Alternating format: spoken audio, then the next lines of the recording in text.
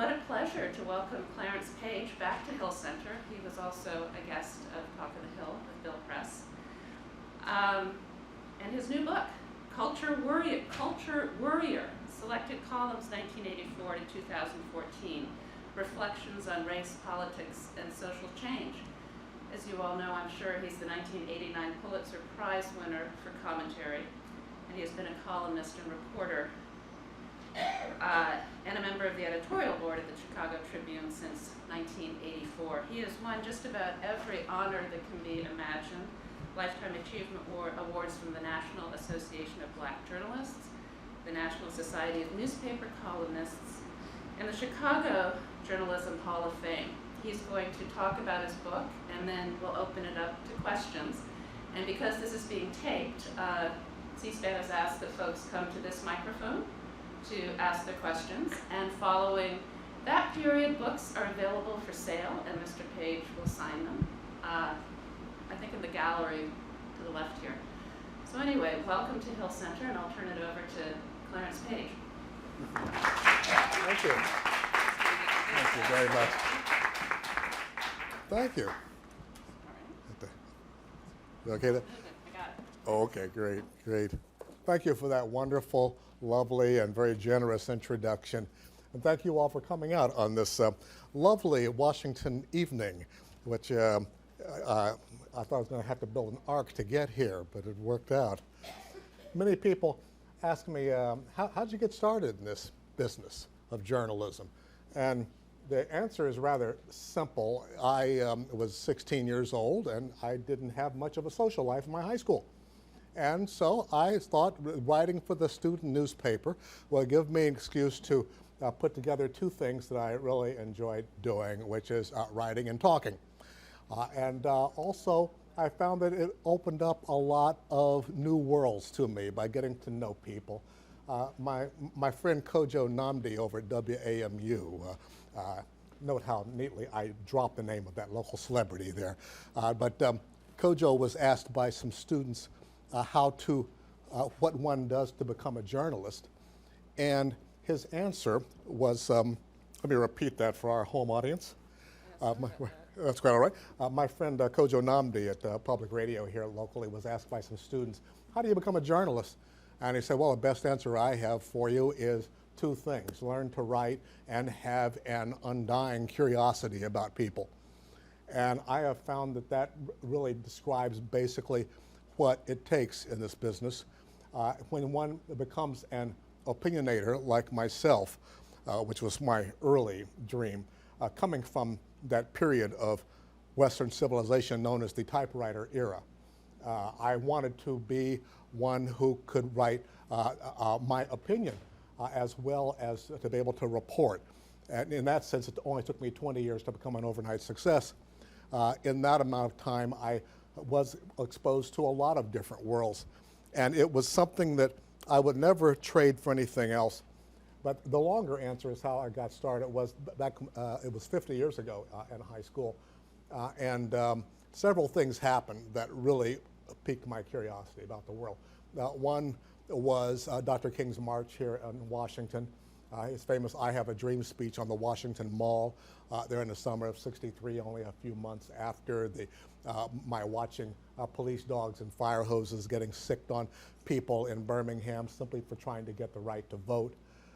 Then a month or so later, 4 little girls killed in a church bombing in Birmingham, a Ku Klux Klan bombing, in which they were putting on their choir robes and were killed in that process. And it really shocked Birmingham. I have relatives there, and they say that white, black, everybody just kind of overnight said, you don't bomb a church. There's a certain limit to which even the terrorism of that era would go. And it was a real change. And then in November, John F. Kennedy was assassinated. And I don't need to tell anybody how much of a real change that brought about in folks' attitudes. And it happened the same fall that TV network news, for the first time, expanded in the evening from 15 minutes to a whole half hour. It's mind-boggling, isn't it? I mean, a whole half hour of news. Can you imagine that? But this was a big deal. Before that, news was 15 minutes, followed by a TV program called Sports. And in both cases, the news anchor would have his, and it was always a he, have a little sign in front of him with the sponsor, usually Gillette or some other great brand like that. But that November, that was the first spring, first of all, or the first fall, where the networks were prepared to have a half hour of news every night, which meant they had more electronic bureaus around the world than before, and they had the capabilities of going to 24 hours for that weekend. So we not only saw the coverage of the wake of John F. Kennedy's assassination, but also that Sunday on live TV, Lee Harvey Oswald's assassination there at the Dallas police headquarters. And then about 2 months later, something really earth-shattering for those of us at Middletown High School. Yes, I went to high school, grew up in Middletown, Ohio, which you may not all know the place, but it is also known as the district of John Boehner, Speaker of the House. One thing John and I have in common, we're both boomers from the Miami Valley. In any case, that January, a real earth-shaking event happened. Four long-haired fellows from England called the Beatles appeared on the Ed Sullivan Show. And I have to tell young people, this was an era when we only had 3 TV networks, right? Which is why my generation is so good at Trivial Pursuit, because we can not only sing the first verse, but the second verse of Flintstones' theme song. We know not only Lucy and Ricky, but their next-door neighbors, Fred and Ethel. We had a common culture that was very strong in those days because there were so few media. And so all of your information was directed through a few media. And those of us who went to work in those media had to learn how to be generalists, to be able to write and report in a way that could reach people from all kinds of different backgrounds and pull them together into a grand mainstream to which we could sell our advertisers. Oh, what a lovely world. And it was not to last, for we are much more of a fragmented society now, fragmented media, etc. I think on the whole it is good because it is providing the news consumers with more choices. Also puts more onus upon the consumers to make choices and to be better informed. And it puts a challenge on those of us who work in the media to do the dreaded phrase, do more with less. Which those of you who watch The Wire know how dire that expression can be.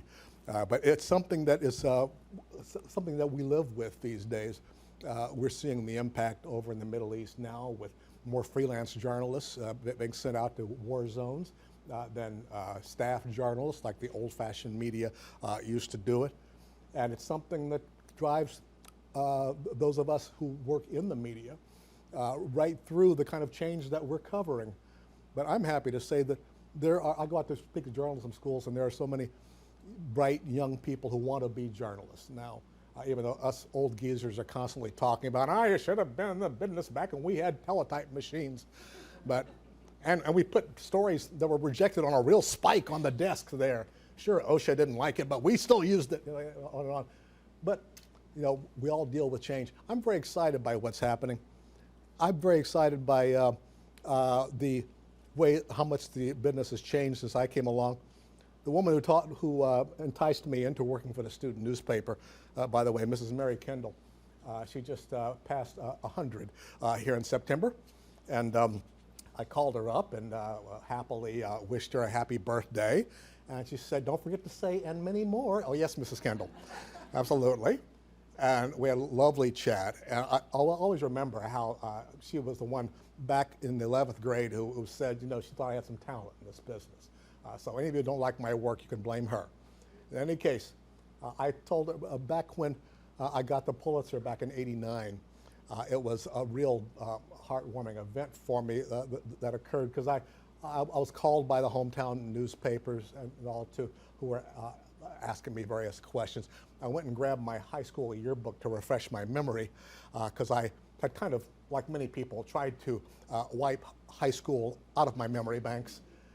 But on the 30th anniversary class reunion, kind of, I think all was forgiven because by then we had high school students of our own that we were raising.